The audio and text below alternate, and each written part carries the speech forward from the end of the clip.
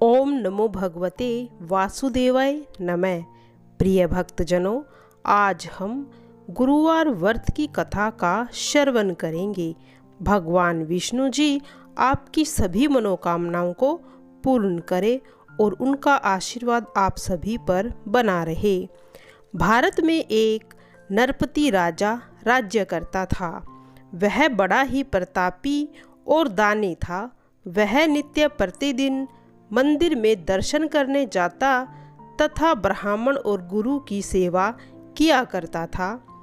इसके द्वार से कोई भी निराश होकर नहीं लौटता तथा वह प्रत्येक गुरुवार को व्रत रखता एवं पूजन करता था। हर दिन गरीबों की सहायता करता था, किंतु ये सब बातें रानी को अच्छी नहीं लगती थी। वह न व्रत करती न किसी को दमड़ी दान में देती थी तथा राजा से भी ऐसा करने के लिए मना करती थी। एक समय की बात है, राजा शिकार खेलने वन में गए। घर पर रानी और दासी थी। उस समय गुरु भगवान एक साधु का रूप धारण कर राजा के द्वार पर भिक्षा मांगने गए। तब रानी कहने लगी, हे साधु महाराज, मैं इस दान पुण्य से तंग आ गई हूँ। मेरे से घर का कार्य तो समाप्त नहीं होता। इस कार्य के लिए तो मेरे पति देव ही बहुत है। अब आप ऐसी कृपा करें कि यह सब धन नष्ट हो जाए तो मैं आराम से रह सकूं। साधु बोले, हे देवी, तुम तो बड़ी विचित्र हो। संतान और धन से कोई दुखी होता है, इसको तो सभी चाहते हैं। पापी भी पुत्र और धन की इच्छा करता है। अगर आपके पास धन अधिक है तो भूखे मनुष्य को भोजन कराओ, प्याऊ लगवाओ, ब्राह्मणों को दान दो, धर्मशाला, तालाब, कुआं, बावड़ी, बाग बगीचे आदि का निर्माण करवाओ। निर्धन मनुष्य की कुंवारी कन्याओं का ब्याह करवाओ और अनेक यज्ञ आदि धर्म करो। इस प्रकार के कर्मों से आपके कुल और आपका नाम परलोक में सार्थक होगा और स्वर्ग की प्राप्ति भी होगी। मगर रानी को इन बातों से कोई खुशी नहीं हुई। वह बोली, हे साधु महाराज, मुझे ऐसे धन की आवश्यकता नहीं जिसको और मनुष्य को दान दूं और जिसको रखने और उठाने में मेरा सारा समय बर्बाद हो जाए। साधु ने कहा, हे देवी, तुम्हारी ऐसी इच्छा है तो ऐसा ही होगा। मैं तुम्हें बताता हूँ, वैसा ही करना। बृहस्पतिवार के दिन घर को गोबर से लीपना, अपने केशों को धोना, केशों को धोते समय स्नान करना, राजा से कहना कि वह हजामत करवाए, भोजन में मांस मदिरा खाना, कपड़े धोबी के यहाँ धुलने डालना। इस प्रकार 7 बृहस्पतिवार करने से तुम्हारा धन नष्ट हो जाएगा। ऐसा कहकर साधु वहां से अंतर्ध्यान हो गए। रानी ने साधु के कहे के अनुसार वैसा ही किया। 3 बृहस्पतिवार ही बीते थे कि सारा धन नष्ट हो गया और भोजन के लिए दोनों तरसने लगे। सांसारिक दुखों से दुखी रहने लगे। तब राजा ने रानी से कहा कि तुम यहाँ रहो, मैं दूसरे देश जाता हूँ, क्योंकि यहाँ पर मुझे सभी मनुष्य जानते हैं, इसीलिए कोई कार्य नहीं कर सकता। देश चोरी परदेश भीख बराबर हैं। ऐसा कहकर राजा परदेश चला गया। वो वहाँ लकड़ी काट कर जंगल से लाता, शहर में बेचता। इस तरह जीवन व्यतीत करने लगा। इधर राजा के घर रानी और दासी दुखी रहने लगी। किसी दिन भोजन मिलता और किसी दिन पानी पीकर ही रह जाती। एक समय रानी और दासी के 7 दिन बिना भोजन के बीत गए तो रानी ने दासी से कहा, हे दासी, यहाँ के पास में ही मेरी बहन रहती है। वह बड़ी धनवान है। तू उसके पास जा और 5 सेर अनाज ले आ, जिससे कुछ समय के लिए हमारा गुजारा हो जाएगा। इस प्रकार रानी की आज्ञा मानकर दासी उसकी बहन के घर चली जाती है। रानी ने की बहन उस समय पूजन कर रही थी। क्योंकि उस रोज बृहस्पतिवार था। तब दासी रानी की बहन से बोली, हे रानी, मुझे तुम्हारी बहन ने भेजा है, 5 सेर अनाज लाने के लिए कहा है। इस प्रकार बार बार कहा, परंतु रानी ने कुछ उत्तर न दिया, क्योंकि वह उस समय बृहस्पतिवार की कथा सुन रही थी। इस प्रकार जब दासी को कोई उत्तर नहीं मिला तो वह बहुत दुखी हो गई और क्रोध भी आया और लौटकर रानी के पास वापस आकर बोली, हे रानी, तुम्हारी बहन तो बड़ी घमंडी है, वह छोटे मनुष्य से बात नहीं करती। जब मैंने उससे कहा तो उसने कोई उत्तर भी नहीं दिया, इसीलिए मैं वापस चली आई हूँ। रानी बोली, हे दासी, इसमें उसका कोई दोष नहीं है। जब बुरे दिन आते हैं तो हमारा कोई सहारा नहीं होता। अच्छे बुरे का पता तो आपत्ति में ही पता लगता है। जो ईश्वर की इच्छा होगी वही होगा। यह सब हमारे भाग्य का दोष है। उधर उस रानी ने सोचा, मेरी बहन की दासी आई थी, परंतु मैं उससे कुछ न बोल सकी, इससे उसको बहुत दुख हुआ होगा। यह सोचकर कथा सुन भगवान विष्णु का पूजन समाप्त कर वह बहन के घर चल दी और जाकर अपनी बहन से बोली, हे बहन, जब तुम्हारी दासी आई तब मैं बृहस्पति जी की कथा सुन रही थी। जब तक कथा होती है न उठते हैं न बोलते हैं, इसीलिए मैं न बोली। कहो दासी, क्यों आई थी? रानी बोली, बहन, हमारे घर अनाज नहीं था, वैसे तुमसे कोई बात छुपी नहीं है, इसीलिए मैंने दासी को 5 सेर अनाज लाने के लिए भेजा था।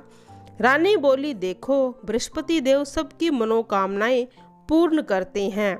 देखो, शायद तुम्हारे घर में अनाज रखा हो। इस प्रकार जब रानी ने सुना तो वह अंदर गई।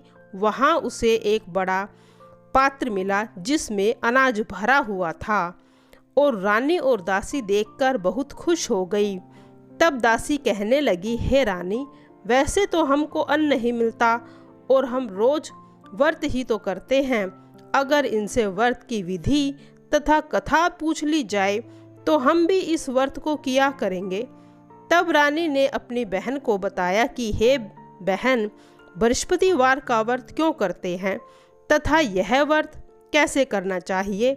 रानी की बहन ने कहा, गुरु के व्रत में चने की दाल मुनक्का से विष्णु भगवान का केले की जड़ में पूजन करो, वह कहानी सुनो और पीला भोजन करो। इस प्रकार से गुरु भगवान प्रसन्न हो जाते हैं, अन्न पुत्र धन देते हैं, मनोकामना पूर्ण करते हैं। इस प्रकार रानी और दासी ने निश्चय किया कि अब वह हर बृहस्पतिवार को भगवान का पूजन करेगी।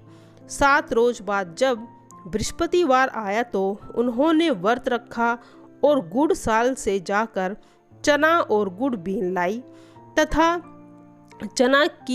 चने की दाल से केले की जड़ में भगवान विष्णु का पूजन किया। अब पीला भोजन कहाँ से आवे, सोचकर बेचारी बड़ी दुखी हो गई, परंतु उन्होंने व्रत किया था, इसीलिए गुरु भगवान प्रसन्न थे। वे 2 थाली में पीला भोजन लेकर आए और दासी को देकर बोले, हे दासी, यह तुम्हारे और रानी के लिए है, तुम दोनों भोजन करना। दासी भोजन पाकर प्रसन्न हुई और रानी से बोली, चलो रानी जी, भोजन कर लो। रानी को इस विषय में कुछ पता नहीं था, इसीलिए वह बोली, तू ही भोजन कर ले, तू क्यों व्यर्थ में मेरी हंसी उड़ाती है। दासी बोली, एक महात्मा दे गए हैं।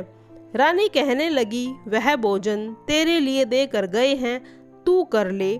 दासी ने कहा, वह महात्मा हम दोनों के लिए 2 थाली भोजन दे गए हैं, इसीलिए हम दोनों साथ साथ भोजन करेंगी। इस प्रकार दोनों ने गुरु भगवान को नमस्कार कर भोजन किया। अब वे प्रत्येक बृहस्पतिवार को गुरु भगवान का व्रत और विष्णु जी का पूजन करने लगी। बृहस्पति भगवान की कृपा से दोनों के पास फिर से धन हो गया। रानी फिर उसी प्रकार से आलस्य करने लगी तो दासी बोली, देखो रानी, तुम पहले भी ऐसे ही आलस्य करती थी। बड़ी मुसीबतों के बाद हमने धन पाया है, इसीलिए हमें दान पुण्य करना चाहिए।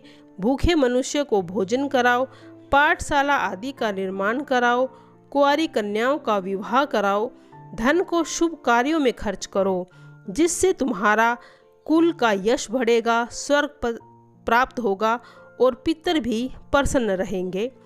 जब रानी ने इस प्रकार के कर्म करने आरंभ किए तो उनका यश काफ़ी फैलने लगा। एक दिन रानी और दासी विचार करने लगी, राजा न जाने किस प्रकार होंगे, उनकी कोई खबर नहीं है। गुरु भगवान से उन्होंने प्रार्थना की तो भगवान ने राजा को स्वप्न में कहा, हे राजा, उठ, तेरी रानी तुझको याद करती है, अपने देश को जा। राजा प्रातः उठा और सोचने लगा, स्त्री जाति खाने और पहनने की संगनी होती है, पर भगवान की आज्ञा को मानकर वो अपने नगर के लिए रवाना हुआ। इससे पूर्व जब राजा परदेश आया तो दुखी रहने लगा। वह प्रतिदिन जंगल में से लकड़ी लाता और उन्हें शहर में बेचकर अपना जीवन व्यतीत करता था। एक दिन राजा अपनी पुरानी बातों को याद करके दुखी होकर रोने लगा। तब बृहस्पति देव एक साधु का रूप धारण कर आए और राजा के पास आकर बोले, हे लकड़हारे, तुम इस जंगल में किस चिंता में डूबे हुए हो, मुझे बताओ। यह सुन राजा की आंखों में आंसू भर आए और साधु की वंदना कर बोला, हे प्रभु, आप सब कुछ जानने वाले हो। इतना कह साधु को अपनी सारी व्यथा बतला दी। महात्मा दयालु होते हैं, उससे बोले, हे राजा, तुम्हारी स्त्री ने बृहस्पति देव का अपमान किया था, इसी कारण तुम्हारी यह दशा हुई है। अब तुम किसी प्रकार की चिंता मत करो, भगवान तुम्हें पहले से भी अधिक धन देंगे। देखो, तुम्हारी स्त्री ने गुरुवार का व्रत आरंभ किया है, अब तुम मेरा कहा मानो। बृहस्पतिवार का व्रत करके चने की दाल गुड़ जल के लोटे में डालकर केले की जड़ की पूजा करो, कथा कहो और सुनो, भगवान तुम्हारी सभी मनोकामनाओं को पूर्ण करेंगे। साधु को देख राजा बोला, हे प्रभु, लकड़ियाँ बेचकर मुझे इतना पैसा नहीं मिलता जिससे भोजन करने के बाद कुछ बचा सकूं। मैंने रात्रि को ही अपनी रानी को व्याकुल देखा है, मेरे पास कुछ भी नहीं है जिससे उसकी खबर मांग सकूं, और कौन सी कहानी कहूं यह भी मुझे मालूम नहीं।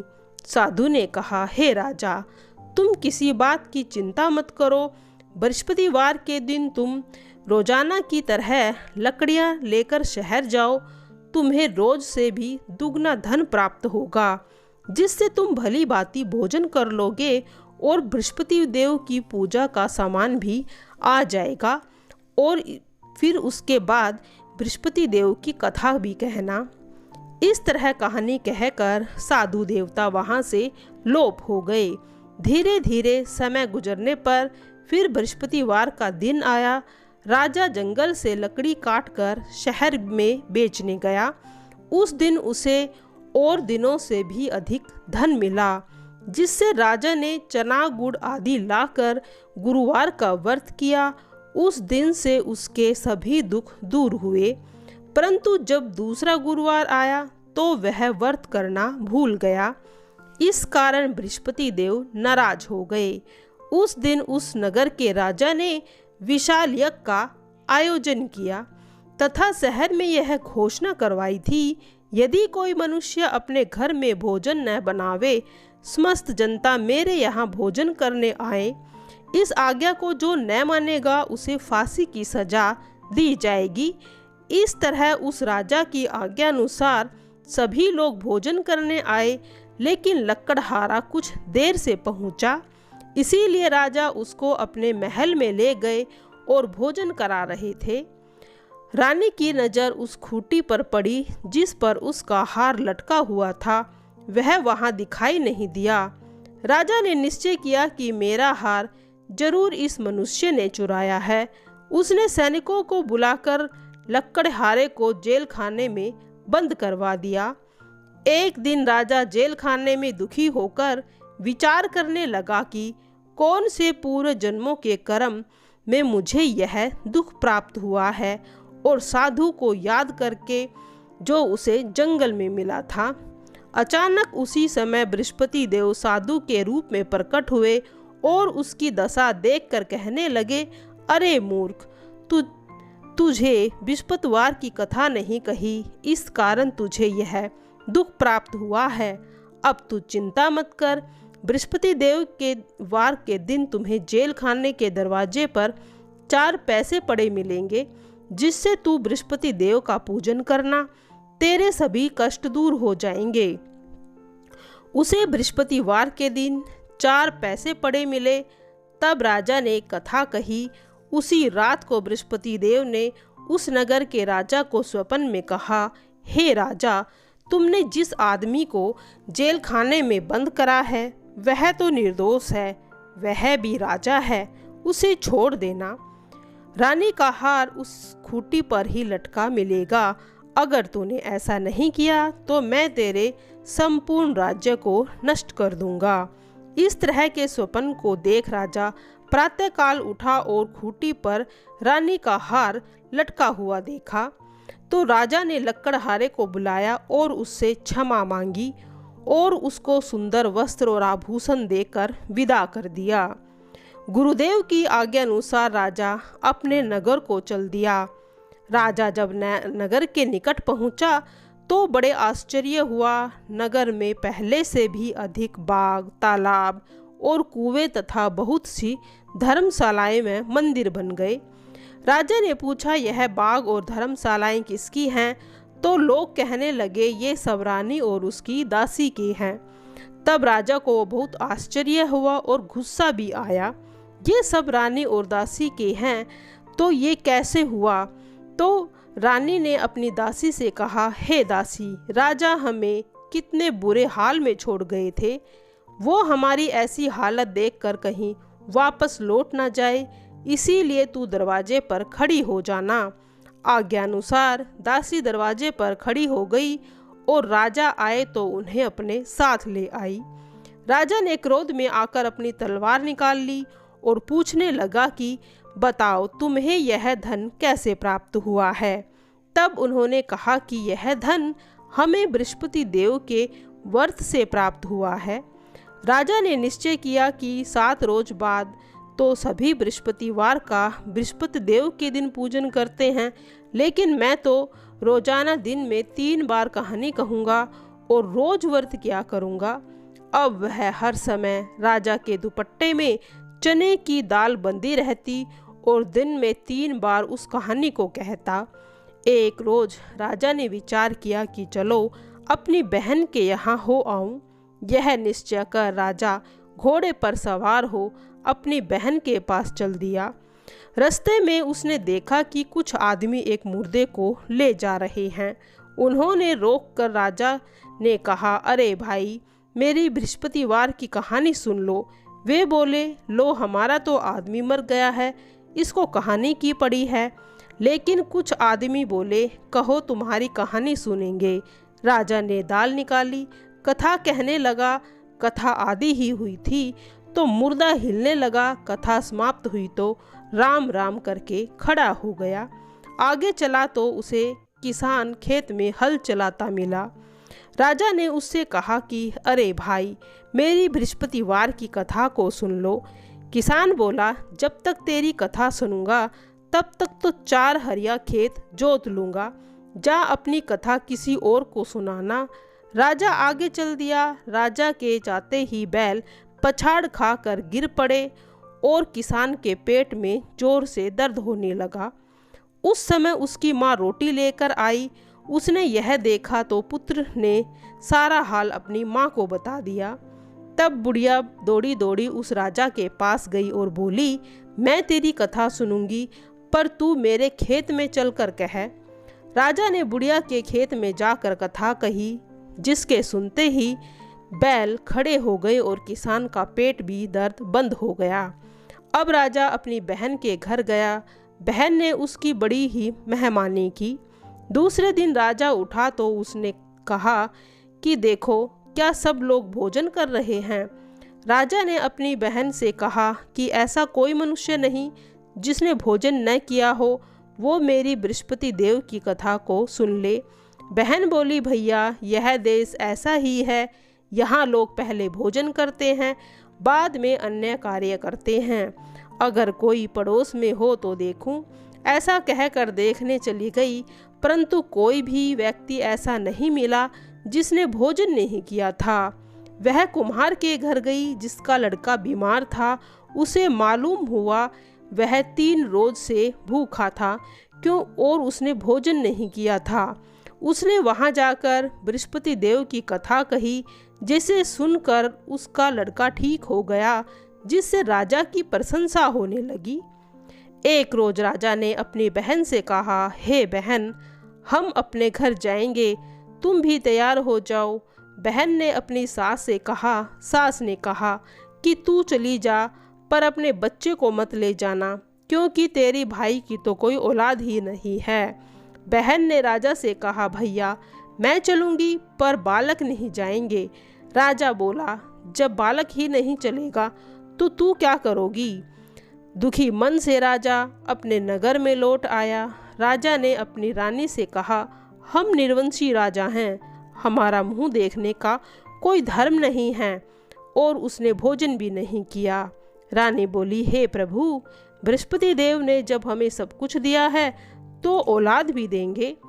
उसी रात बृहस्पति देव ने राजा के स्वप्न में कहा, हे राजा उठ, तेरी रानी गर्भ से है, सभी सोच को त्याग दे। राजा यह बात सुनकर बहुत खुश हुआ और कुछ समय पश्चात उसे एक सुंदर पुत्र की प्राप्ति हुई। तब राजा बोले, हे रानी, स्त्री बिना भोजन के रह सकती है, पर बिना कहे नहीं रह सकती।